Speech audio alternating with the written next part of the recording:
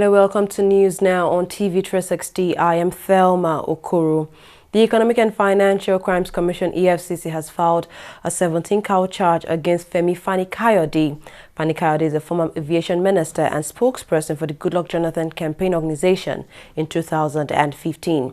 He's been arraigned over an alleged 1.5 billion naira fraud.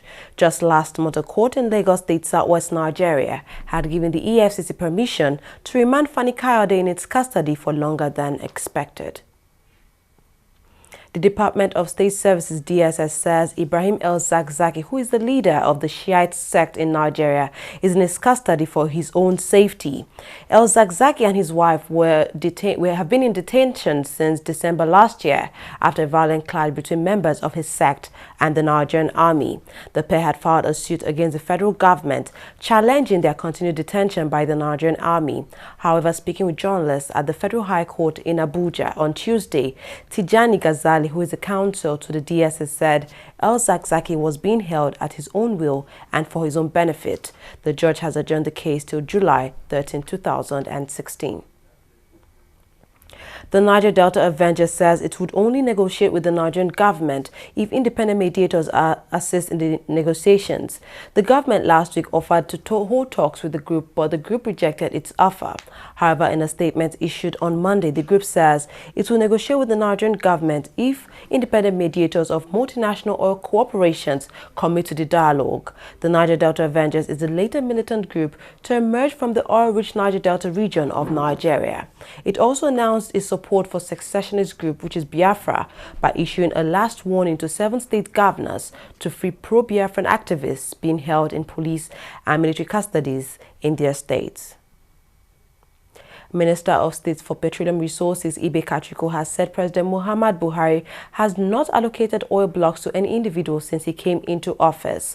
The minister made the clarification in Uyo at the South-South Region Town Hall meeting organized by the Ministry of Information and Culture. The minister, however, said when government wants to consider the allocation, it would be given to those who have skills and finance to develop the oil blocks. He also noted that the federal government had finalized the integrated power project with Mobil Oil Company that would produce 500 megawatts of power, as well as gas pipeline projects in Akwa Ibom State. The leadership crisis rocking the People's Democratic Party (PDP) has taken another dimension. Outside National Chairman of the PDP, Senator Ali Modu Sheriff, arrived at the party's headquarters, declaring himself the legitimate leader of the party. His actions come days after a caretaker committee led by former Governor Ahmed Makafi was formed to take charge of the party. Deji Badmosi has more on that story. Ali Modu Sharif and his team got to the PDP secretariat before 8 a.m. only to meet the gates of the party office shut and policemen standing guard.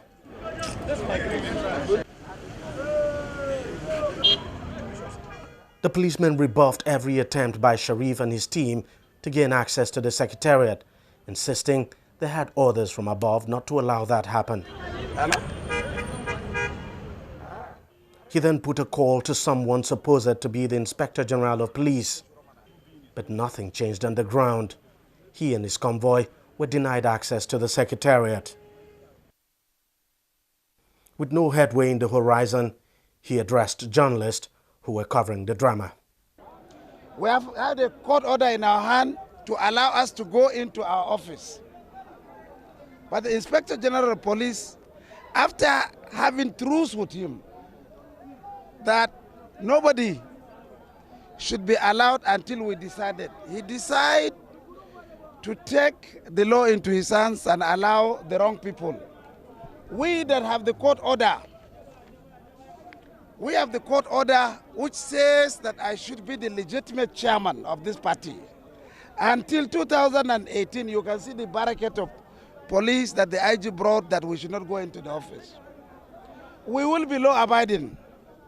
But Nigerians and police, Nigerian police is made for Nigerian people to observe the rule of law. The court clearly stated that the IG should give us police to come into our office. Instead, he decided to block our office. Here is a court order clearly saying we should go into the office. And nothing is stopping us from going into the office, but he brought platoon of police to block our office. I am the national chairman, here is the national secretary, this is the national treasurer. These are the principal officers, signatory to all documents of this party. Sharif and his team later left, ostensibly to meet with the Inspector General of Police. But 2 hours later, they came back, and this time, the policemen allowed them access.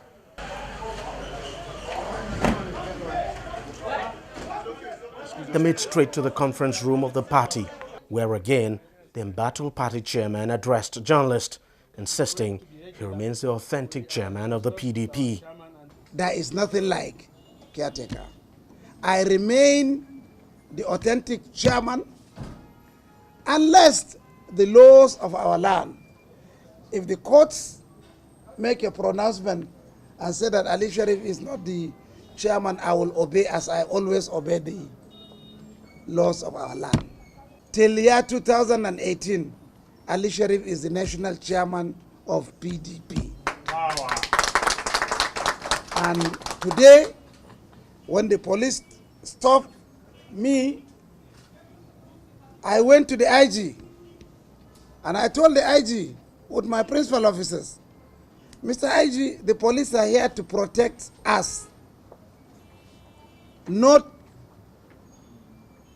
to take the law into their hands. And IG said, no, we are only protecting you so that, Mr. Chairman, I send the police so that nobody should harm you. I said, okay, nobody will harm me. Tell your police to open my office and I will come in. IG directed them and they opened my office today.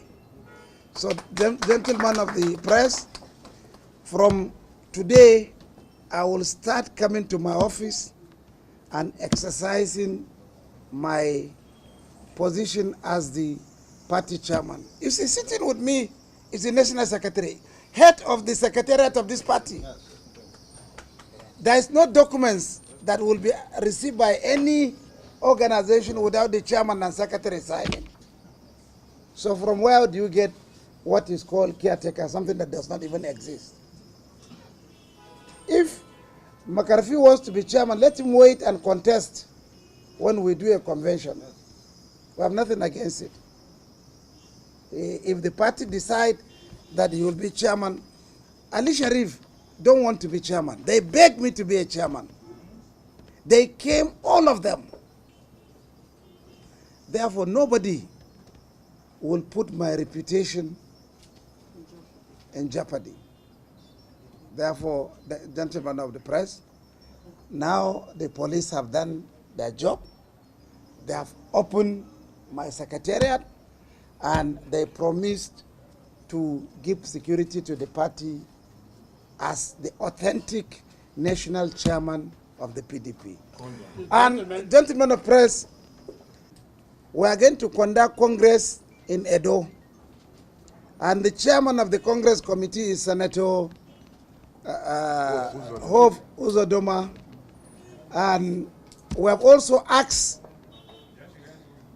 the interested candidate to come and buy their forms.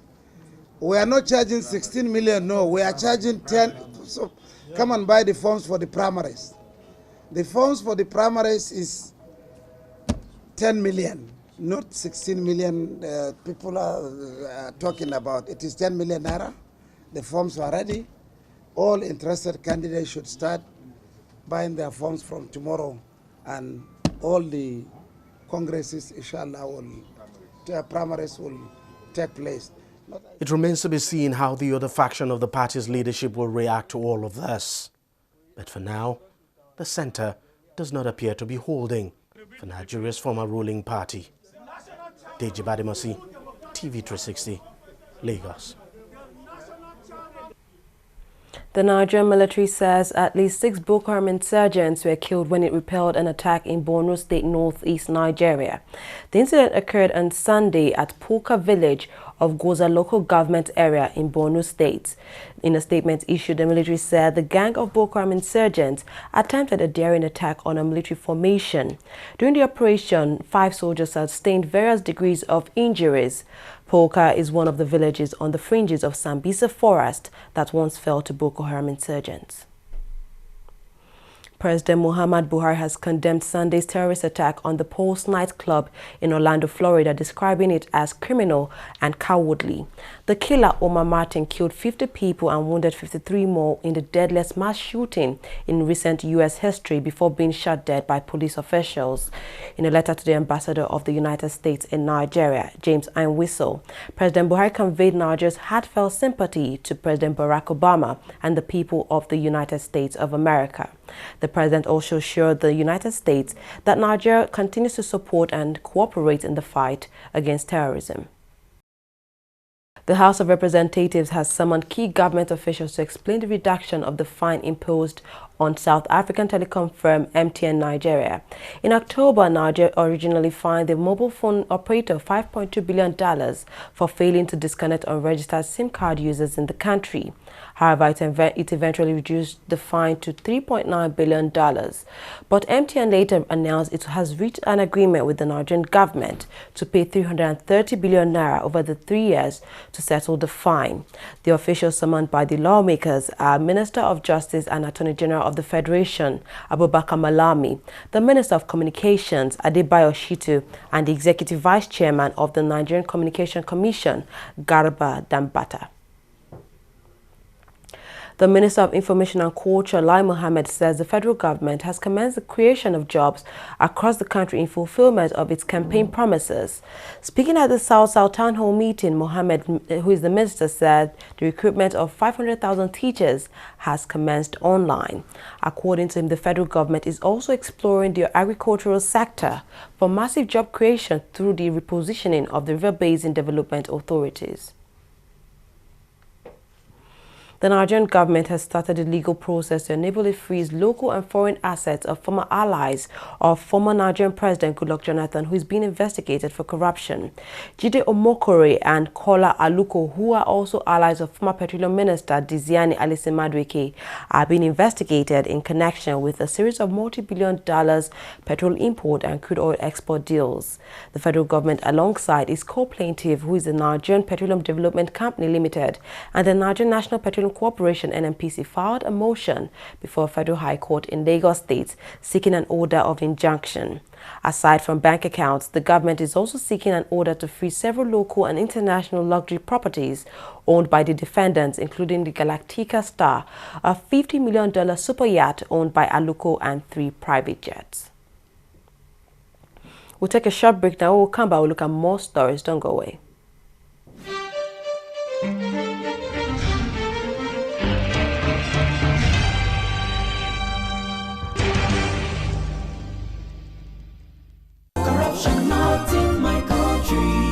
Hello?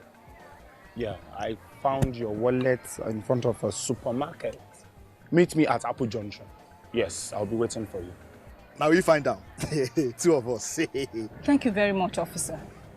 You know, it's surprising that men like you still exist in the police force. Yes, so... Oh, yes. This is just a token of my appreciation. Oh, no, you don't need to do this. We're only doing our job. Thank you very much. God bless you. You're welcome. Now I know police is really my friend. Yes. Friend. Hey. Okay, which came out with this one? I don't understand.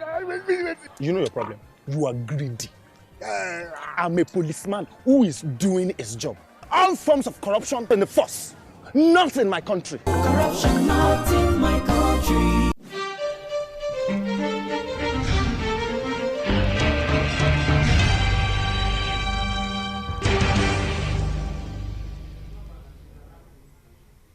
Welcome back. You are watching TV360 News now. To business stories. South African telecom group MTN is expected to take immediate steps to list shares in Nigeria. This comes as part of a deal to settle its dispute over unregistered SIM cards and will also issue an apology to the country. After months of talks, MTN said it had agreed to pay a fine of $1.7 billion in a settlement with the Nigerian government for failing to deactivate more than 5 million unregistered SIM cards. Under the agreement, MTN will strengthen its presence in Africa's biggest economy by listing its local unit, a plan held up by the prolonged dispute. Annual inflation in Niger quickened to a more than 6-year high of 15.6% in May. The National Bureau of Statistics says this is the 4th consecutive month in which it has accelerated. NBS says the inflation may have been caused by a sharp drop in crude oil prices, which has slashed government revenues. The inflation rate, the highest since February 2010, was boosted by a higher cost of food produce, electricity, and also by transport. Oil prices fell on Tuesday, weighed down by gloomy economic prospects in Europe and Asia. Brent crude fell by 69 cents to $49.66 per barrel, while U.S. crude futures lost 77 cents to $48.11 per barrel. The softening comes a week after crude oil prices hit 2016 highs.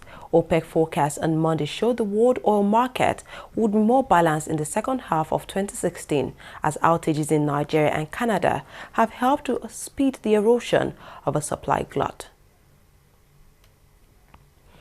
The flight data recorders from Egypt air jets that crashed in the Mediterranean last month are expected to stop emitting signals on June 24th this year. Egyptian investigators said search boats are working around the clock to retrieve the black boxes of the plane. Without the black boxes, investigators say there is not enough information to explain why flight MS-804 crashed on May 19th, killing all 66 people on board. Investigators also say the plane had swerved in mid-air before crashing. Vigils have been held in Orlando, Florida and around the world for the victims of Sunday's deadly gun attack on a gay nightclub. Witnesses say the killer, Martin Omar, had several times visited the gay nightclub where he carried out the massacre. The attack on Orlando's Pulse nightclub left 50 people dead and dozens more injured. Similar gatherings have been held in countries including France, Australia, the UK and Germany. Moving on to sports now, the disciplinary committee of the Niger Football Federation has upheld the expulsion of Giwa FC from the Nigerian Professional Football League.